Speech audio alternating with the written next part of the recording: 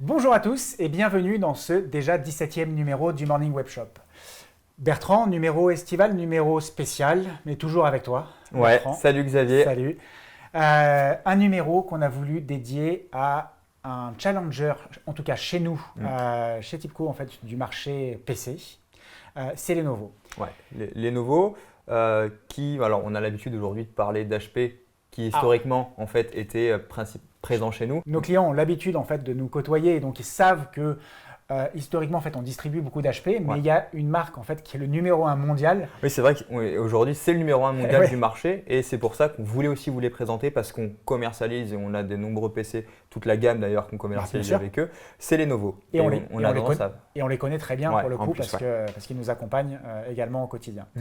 Bertrand, on avait tellement envie de vous présenter le matériel Lenovo en fait qu'on a fait 2 fois le travail. Oui, c'est qu'on ne s'est pas concerté et qu'on a ramené 2 PC. 2 PC. Alors, c'est pas les mêmes. Non. Parce que toi, du coup, Xavier, tu es parti sur le série E. Série E. Et moi, je suis sur le ThinkBook 16. Et oui, parce que du coup, alors c'est un pur hasard en fait, mais ça nous permet de faire une présentation de comparaison. Comparaison entre les 2 PC.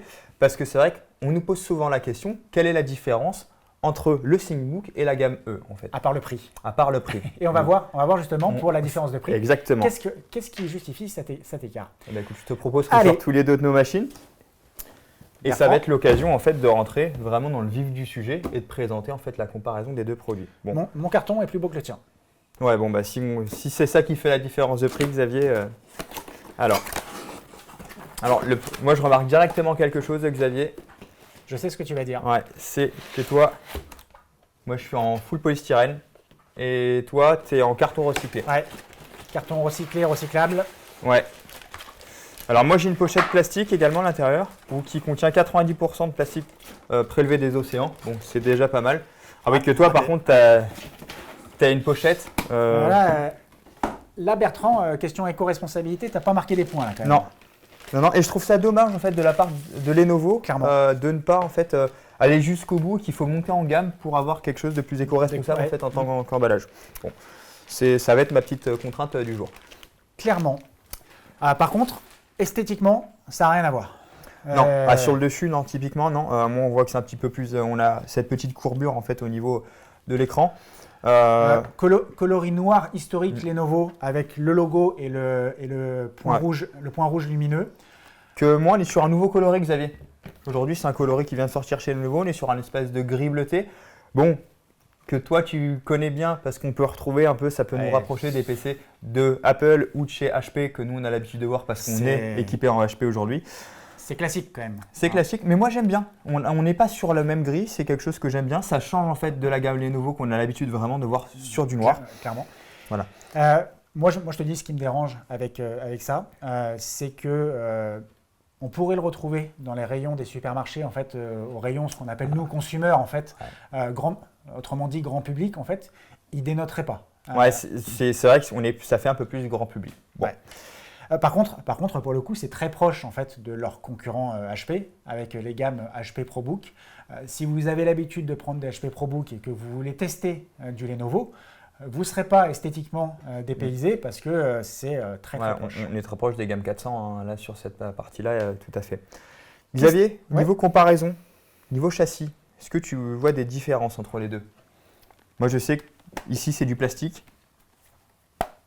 Toi, on est sur du full alu. Ouais. Ouais. Déjà, la première différence, en termes de poids, tiens, je te laisse comparer. Alors, pour moi, comme ça, je dirais que c'est le même poids. Ouais, mais pour avoir analysé les fiches techniques, Bertrand, je sais que le ThinkBook émarge à 100 grammes de moins. Bah, ce qui justifie en fait par rapport à l'usage du plastique et que toi, tu es en full aluminium. Et moi, je suis plus robuste. C'est ça.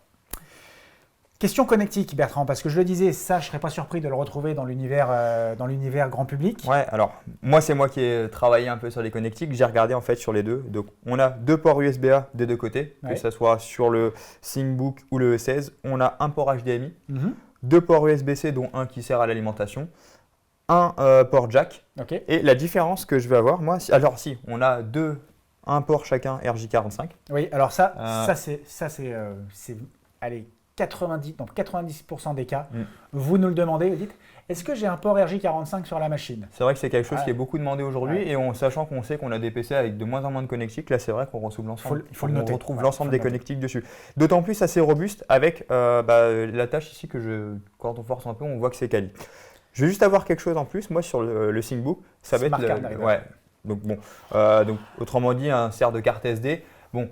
On rejoint un peu du coup ce que tu disais sur la gamme grand public parce que voilà. c'est vrai que Oui. c'est quelque chose qu'on utilise beaucoup moins dans la gamme professionnelle, C'est mais un vrai. peu plus sur la partie grand public.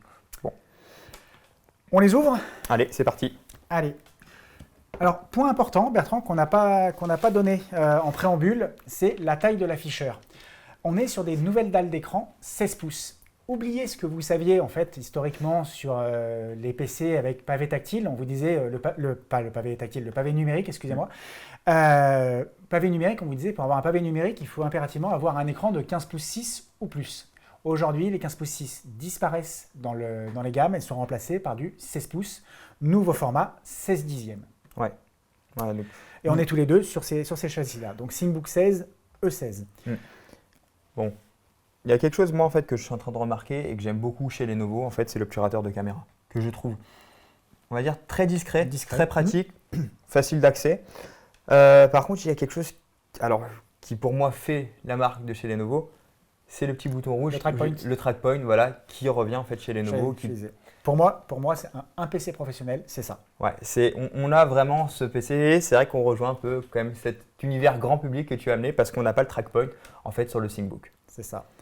Bertrand, je vois là, moi j'ai allumé la machine, toi aussi. Ouais. Moi je suis en clavier rétro-éclairé. Ouais, alors je viens d'appuyer moi aussi, clavier rétro-éclairé, Oh, là-dessus aucun problème. pas de différence. Pas de différence.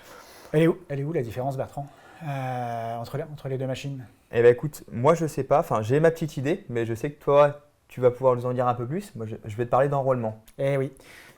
Tu mets le doigt dessus, Bertrand. La différence principale, en fait, c'est que ça, c'est l'entrée de gamme de l'univers professionnel et ça, c'est le cœur de gamme professionnel. Et la différence, tu l'as dit, c'est l'enrôlement. Ce poste-là, si vous voulez le mettre à disposition de vos collaborateurs, vous allez devoir le préparer, le masteriser ou faire appel à TIBCO en fait, pour préparer votre poste sur un banc de masterisation. On va venir le brancher au réseau et lui injecter en fait, votre master manuellement. Ouais, donc là, il faudrait mettre tous les postes manuellement, en fait, donc pas très pratique lorsqu'on a un parc complet à faire. Exactement, un parc volumineux. Là, avec le E16, vous êtes éligible avec la solution d'enrôlement Microsoft Autopilot. En d'autres termes, vous avez la possibilité de descendre directement la configuration sans avoir ouvert le carton au préalable. On livre le poste à votre utilisateur final, on enregistre le numéro de série dans un portail et la configuration va automatiquement descendre sur le poste dès que l'utilisateur se sera logué et aura mis son mot de passe dedans. D'accord, donc en fait, c'est vraiment tout en automatique. On l'a juste à l'enrôler en amont avec le numéro de série. Après, tout se fait lorsque l'utilisateur va se connecter. Simplicité de déploiement, performance de déploiement, et c'est tout ça, c'est un gain de temps. Et un gain de temps, c'est un gain d'argent. Pas du tout, Bertrand. Non.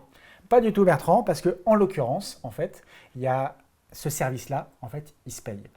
Ah. Il se paye, Bertrand, puisque moi, là, sur la configuration que j'ai, donc E16, i5, 16 Go, 512, j'ai marge à 775 €.